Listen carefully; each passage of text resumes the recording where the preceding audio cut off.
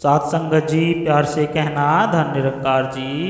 आशा करता हूँ सदगुरु माता जी कृपा से आप सभी अच्छे होंगे। स्वागत है आप सभी का एक नई साखी के साथ आपके अपने चैनल पर। आज की साखी का विषय है रिश्तों का अर्ध सत्य। चलिए सुनते हैं आज की ये साखी। साध संगत जी, उस दिन मुझे अपने बड़े बेटे की बहुत याद आ रही थी।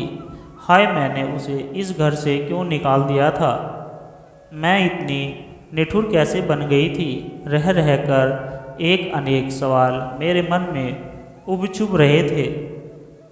चलो निकलो मेरे घर से, तुम्हारी छाया में मैं अपने इन छोटे बच्चों पर नहीं पड़ने दूंगी।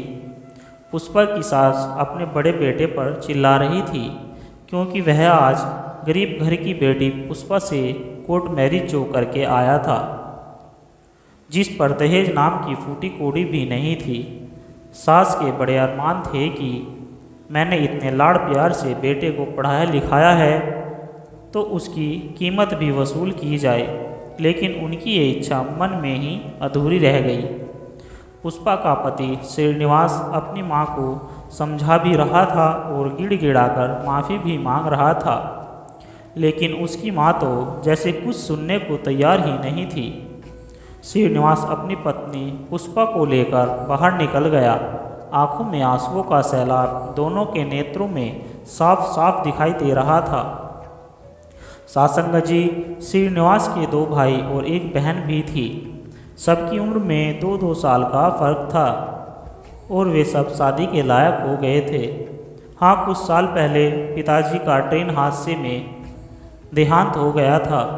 श्रीनिवास ने घर से जाने के बाद बहुत बार माँ को फ़ोन किया, लेकिन माँ न तो ढंग से बात करती थी और न ही घर आने को कहती थी। फिर भी श्रीनिवास ने कहा, माँ, मेरे घर के दरवाजे आपके लिए सदा खुले हैं। माँ के उपकार मैं कभी नहीं भूलूंगा। जब आपका दिल चाहे आ सकती हो। सत्संगत जी, श्रीनिवास की माँ ने दहेज के लालच में दोनों बेटों की शादियाँ बहुत अमीर घरों में की और बहुएं इतनी नखरीली और आरामप्रस्त थी कि उन दोनों ने श्रीनिवास की माँ का जीना हराम कर दिया था। श्रीनिवास की बहन की शादी की बात जहाँ भी चलती वहाँ भी दहेज की मांग होती थी, पर श्रीनिवास की माँ के पास तो पैसे थे ही नहीं। उधर बहू बेटे कुछ देने के लिए तैयार नहीं थे। जब भी बेटे या बहू से इस बारे में बात होती थी तो वे कहती थी कि पैसे पेड़ पर नहीं उगते हैं, तुम दोनों को अच्छा खिला पिला रहे हैं हम लोग, यही काफ़ी है। इस प्रकार के ताने सुनकर श्रीनिवास की माँ का दिल विदीर्ण हो रहा था। वह अपने इस दुख को किससे बांटे। इधर बेटी की शादी उम्र भी निकल रही थी और घर में अपमान भी बहुत होने लगा था। एक दिन ऐसा भी आया जब दोनों लड़के और अमीर घर की बहुएं माँ और बहन को घर की नौकरानी समझने लगे। वे हर दिन कहते थे, ये करो तुम, वो करो तुम।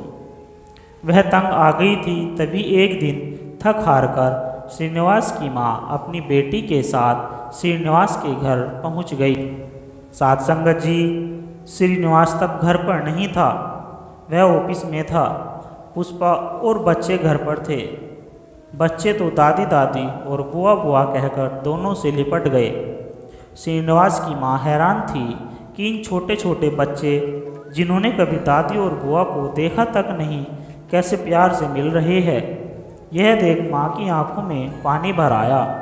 पुष्पा ने भी आदर सत्कार के साथ माँ जी को उच्चासन पर बैठाया और पूरा सम्मान दिया और श्रीनिवास को फ़ोन करके बुला लिया। यह सब देख सास हैरान थी कि जिस बहू को मैंने घर में आश्रय नहीं दिया, घर के बाहर निकाल दिया था, उसके मन में माँ के प्रति इतना आदर, जबकि उधर दोनों बहुएं बेटों से बात नहीं करने देती थी। वह गुमसुम बनी यह तस्वीर अपने मन में स्वयं ही निहार रही थी। तब श्रीनिवास भी ऑफिस से घर आ गया। न उसने और न पुष्पा न ही कोई शिकायत की। बस इतना कहा, माँ जी अब आप यहीं रहना। अंधा क्या चाहे दो आंखें। और श्रीनिवास की माँ बहू की अच्छाई को समझ चुकी थी। बच्चे भी दादी और बुआ के साथ घुल मिल गए थे। 2-4 दिन बाद पुष्पा ने अपनी किसी सहेली के भाई के साथ श्रीनिवास की बहन की शादी की बात चलाई और बात बन गई। सासंग जी, शादी पर माँ ने दोनों बेटों को बुलाने से मना कर दिया। सारा खर्च श्रीनिवास ने किया।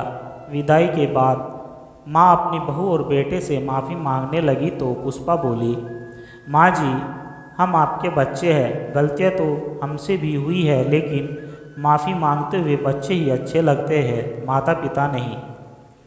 अब सास का गला रुंध गया था, पर फिर भी वह बोली, मेरे बच्चे, मैं लालच में अंधी हो गई थी, हीरे को पहचान न सकी और इसी कारण हम सब ने बहुत दुख उठाए।